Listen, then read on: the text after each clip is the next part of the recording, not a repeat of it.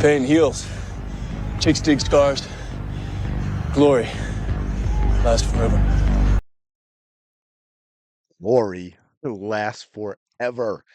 Dijonai Carrington wants to get a little piece of that glory, and we know how she's able to do it. Welcome back to the channel. Thank you so much for being here. Appreciate all your support. Hope you're having a fantastic day. Shout out to the 19. Let's go. As you can see here, Dijonai Carrington has signed to Reebok. Yes, Reebok is still in business. We'd like to welcome Dijonai Carrington to the Reebok basketball family. Dijonai's edge, her edge, folks, makes her the definition of a Reebok athlete. Welcome to the future of Reebok basketball. I'm not sure I understand what they mean about her edge and how that is the definition of Reebok basketball. I think we all know how we got here. Have any of you heard of Dijonai Carrington before her nonsense on and off the court with Caitlin Clark in 2024 in the WNBA? From her epilepsy spasms when she fouled Caitlin Clark, to trying to blind her with her nails that are clearly weapons and should not be allowed in the game of basketball, to her online attacks against the Caitlin Clark fan base and calling them all the ists and the isms and on and on. That is how we got a name for Dijonai Carrington. That is why people know who she is. So she has done a great job in parlaying being a Caitlin Clark villain, which is clearly the role she decided to take, and to use that to get paid. Because I promise you, if Dijonai Carrington did not do what she has done with regard to Caitlin Clark, we would not be looking at this. If Caitlin Clark didn't exist, we would not be looking at this. Now, to be fair on that, as someone had mentioned to me, that she may actually have this deal because of Shaq.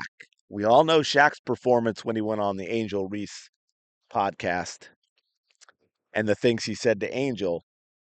Then he saw Dijonai Carrington appear on the Angel Reese podcast and found out that Dijonai is not into girls. By the way, I did a video on that a while back and I realized I never even released it, so I might release it now because it's kind of wild. Yeah, she actually said that, and Shaq was like, "Really?" No, he's more like, "Really?" I had to give you some of that. Yeah, so I think that maybe he heard that, he saw that, he made a call. He said, "Yo, we got to get this Carrington woman. We got to hook her up with some Reebok folks because I got to get me some." That's what Shaq's thinking. I got Angel lined up, got Dijonai lined up. We're building a stable.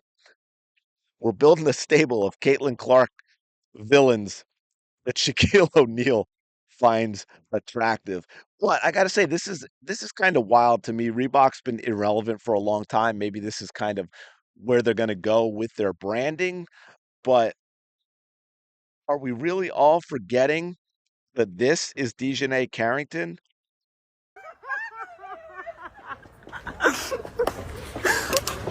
Y'all should have broke something in this sir's car.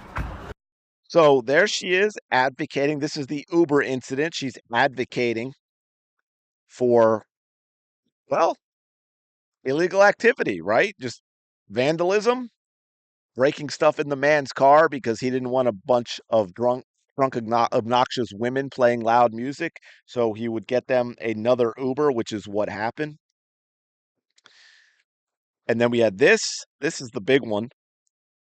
This is the quickest way to clear All right, I'll chop this out out. stuck poop. I have to poop, but it feels stuck. Stop! Are you The flesh for you to see. He tried to kidnap us and take us He tried to kidnap us. Remember that? Nothing ever happened. I never even heard a statement from the WNBA on Dijonai Carrington going on Instagram Live and trying to ruin this man's life. By the way, this was posted. I posted it. A couple other people posted it in response to Reebok. And we had some crazy people actually saying, what you just saw is not what you saw. That all of this was just Caitlin Clark fans lying. She never said this. Here she is on her own video saying it, but according to the Hatelins, according to the Slows, the Caitlin Clark haters, Dijonai Carrington never said he tried to kidnap us, although you just heard it. Yes, that is correct. Oh man, this is absolutely wild. Now you know what? I'm gonna be nice, I think, and not turn this into another video. I want to make sure I'm finding the right thing. But just to give you an idea, this is remember Natalie Esquire, sweet Natalie Esquire. So Dejanay Carrington here talked about the money narrative with the W versus the NCAA is so tired. We should get paid much higher salaries. Well, but you can still make that same money. It's just no longer called NIL money. It's called endorsements. Here's the thing. I agree with her on that. For the players going into the WNBA, NIL money will become endorsement money, right? Companies that are happy with the NIL in college are not going to abandon that when teams when players go to the pros. So to say you're staying, if you're not going to be much of a pro, but you're good enough in college that you're getting NIL money, then that's a different story. But here's what's wild. Here's where I want to get to real quick. Natalie Esquire, wonderful Natty, who yes, still works for NBC Sports. She is actually the problem with the media. She's a great example of she's not very bright. He's a stan, not a media personality. He says, maybe now y'all will listen when an actual WNBA player says it. Well, why? I don't know what that has to do with anything. But here is where it gets interesting, okay? Just to give you an idea who you're dealing with in the media on an intellectual level, the people who think they're the experts and you need to just listen to what they tell you. There's Kevin. Kevin says, what better person to explain that a player who literally went through the process? I swear the world we live in now isn't worth saving. Children should have been left behind. Yes, and Kevin and Natalie are two of those children. Because as you can see, I had to respond to this one and said, well, she didn't, but okay. In other words, she didn't go through it. NIL became legal July 1st, 2021. Harrington was already in the WNBA.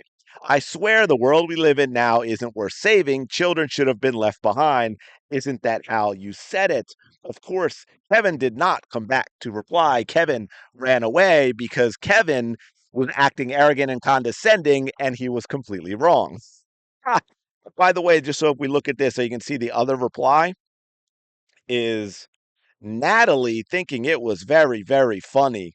Like I said, Natalie is not very bright. She's not very intelligent. She's not very talented, but she is the epitome of what is covering the WNBA. She is an example of what needs to move aside for the league to take that next step and grow. Now, I'll leave you with one other thing. I thought this was interesting. Oh, by the way, just in case you haven't seen this, Dijonay has me blocked, even though, see, I just agreed with her on something because she was right about that, but she has me blocked. But yeah, I'm going to leave it there. I just thought it was kind of interesting that she's being endorsed by Reebok which is Angel and Shaquille.